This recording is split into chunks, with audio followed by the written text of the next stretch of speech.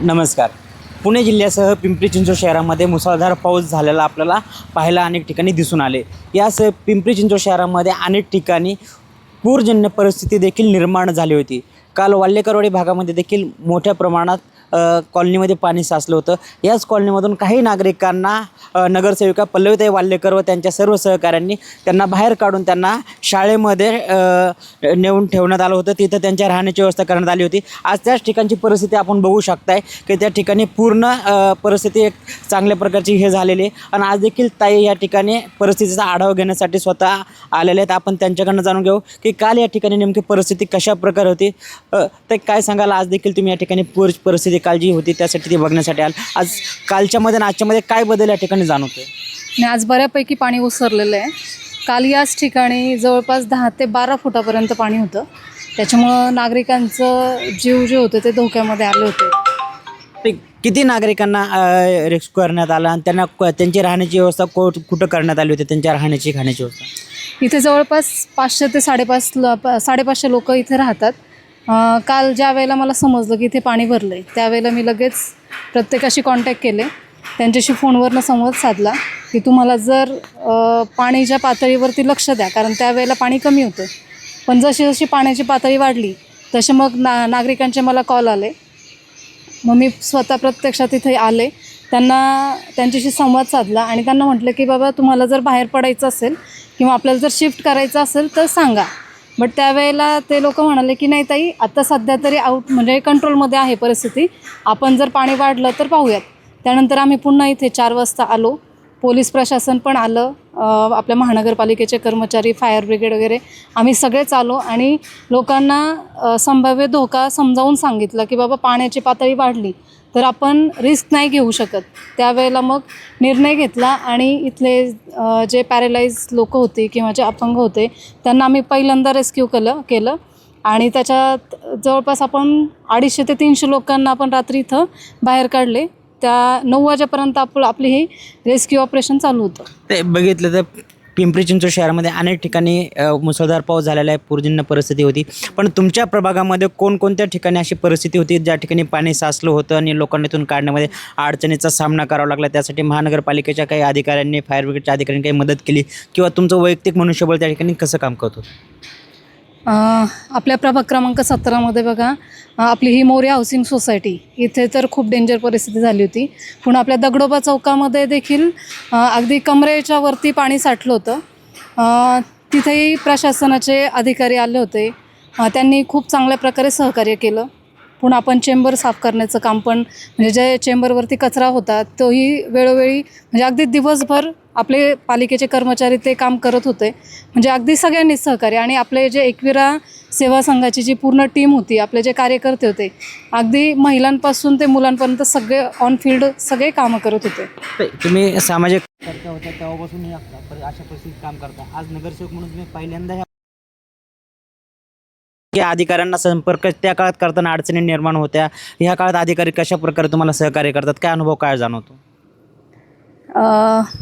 अगोदर पण म्हणजे मला असं काही फरक जाणवला नाही, कारण याच्या अगोदर पण आपण हेच काम करत होतो.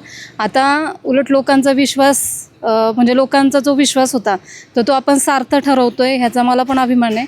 कारण लोक आपुलकीने किंवा म्हणजे हक्काने सांगतात की ताई हा प्रॉब्लेम आहे, तो प्रॉब्लेम होतो आहे आम्हाला, ह्यातनं आम्हाला तुम्ही मार्ग काढा किंवा आम्हाला सहकार्य करा.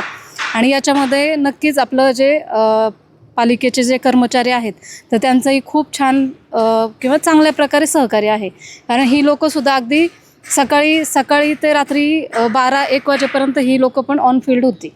तर एकीकडे बघितले पिंपरी चिंचवड महानगरपालिकेच्या शाळेमध्ये देखील काही कुटुंब आपण त्या ठिकाणी ठेवलेलं आहे पावसाच्या परिस्थितीमुळं. मग त्यांच्या राहण्याची, खाण्याची व्यवस्था व त्यांच्या आरोग्य व्यवस्थेसाठी काही डॉक्टर तिथं चेकअप रेग्युलर चालू आहेत का?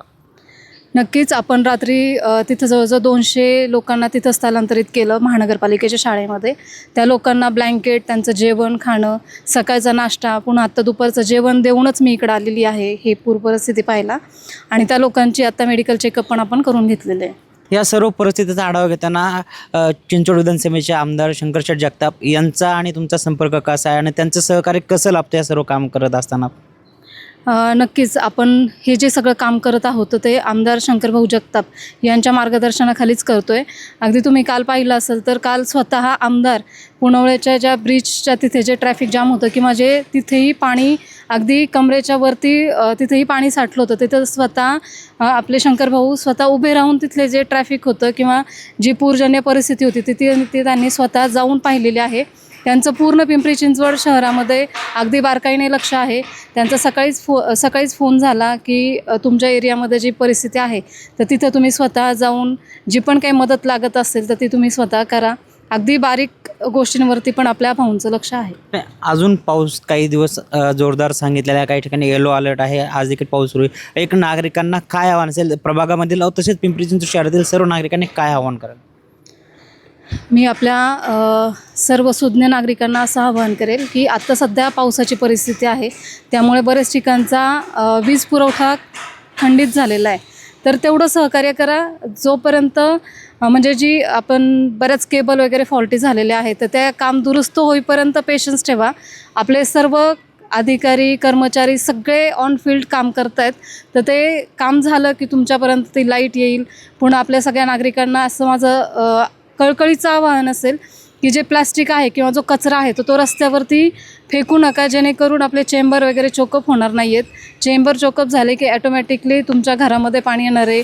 आपल्या जे चेंबरचं पाणी आहे तर ते पाणी बाहेर येणार आहे. काही ठिकाणी लाईट नसल्यामुळे काही नागरिक चिडचिड करतानाही दिसून येते. त्याचा राग सर्वसाधारण नगरसेवकावर राग व्यक्त करताना अनेक ठिकाणी दिसून आलेले आहे.